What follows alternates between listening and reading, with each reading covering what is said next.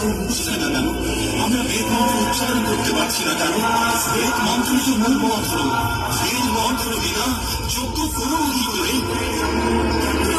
ভগবান, আমাদের তুমি রক্ষা করো।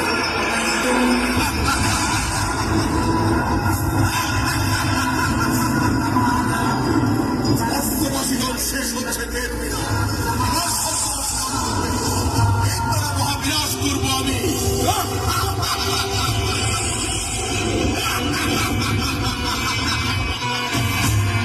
এক সময় শুম্ভ নিশুম্ভ নামক দুই অসুরের সংহারের জন্য মা কৌশিকের উপর আবির্ভূত হন।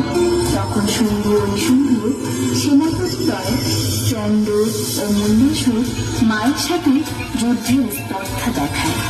সেই সময় মায়ের ক্রোধ সীমা অতিক্রম করল এবং জ্বলে উঠল তার ত্রিনয়ন। সেই সময় মায়ের মন্দির থেকে এক মহা তেজের বিকিরণ ঘটে। সেই তেজ থেকে তৈরি হয় মায়ের আরেক রূপ চামুন্ডা।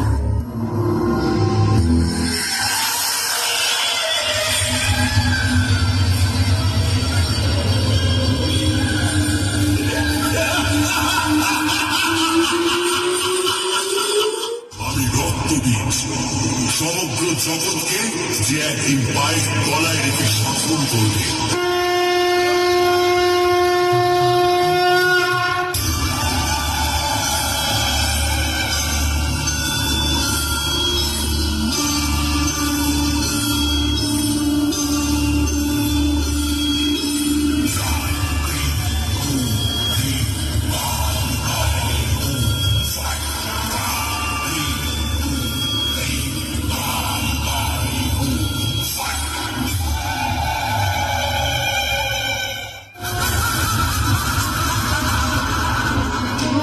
সেই যে চন্দ্রমুণ্ডকে হত্যা করেছ, ওদের দুজনের মুন্ডমালা গলায় পড়ে তুমি আমাকে ভয় দেখাতে পারবে না।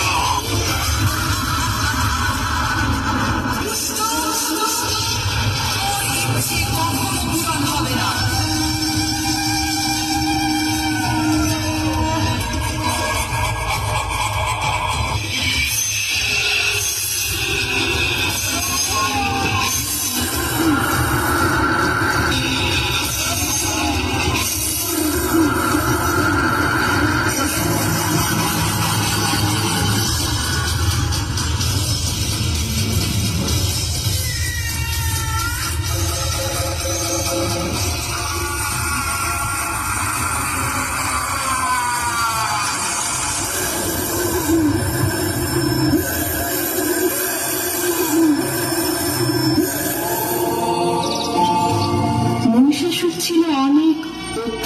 অসুর। সে ব্রহ্মদেবের কাছে অমৃত লাভের আশায় ধ্যান শুরু করে।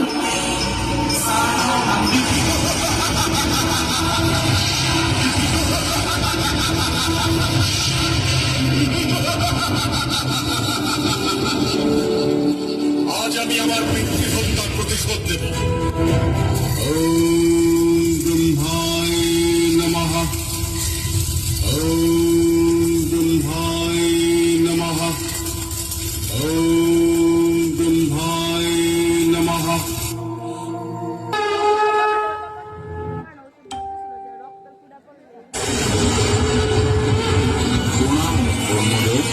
আমি তোমার কঠোর তপস্যায় তুষ্ট করেছি। বলো তুমি কি বলছ? এই জগতের সৃষ্টিকর্তা ব্রহ্মদেব, যদি আমার তপস্যায় সন্তুষ্ট হয়ে থাকে তবে আমায় অমরত্ব প্রদান করুন। ঠিক আছে, আমি তোমায় এই বরদান করছি।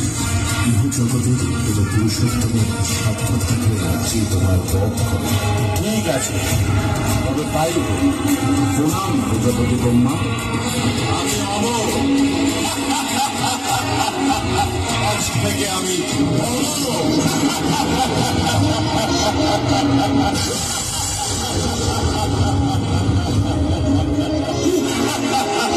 এবার সময় এসেছে পিতৃ আপনার প্রতিশোধ দিন।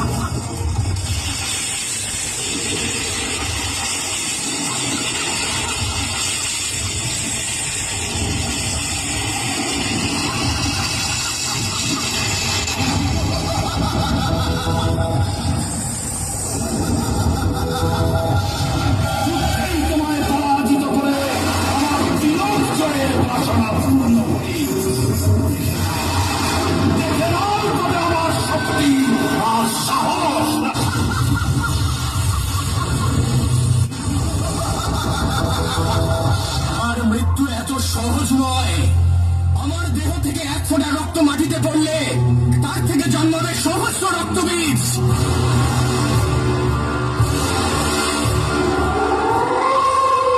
হে চামুণ্ডে, তুমি তোমার মুখমণ্ডল বড় করো।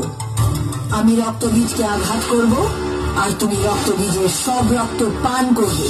যথাজ্ঞা দেবী, আমি রক্তবীজের রক্তভূমিতে পড়ার আগেই তা পান করব।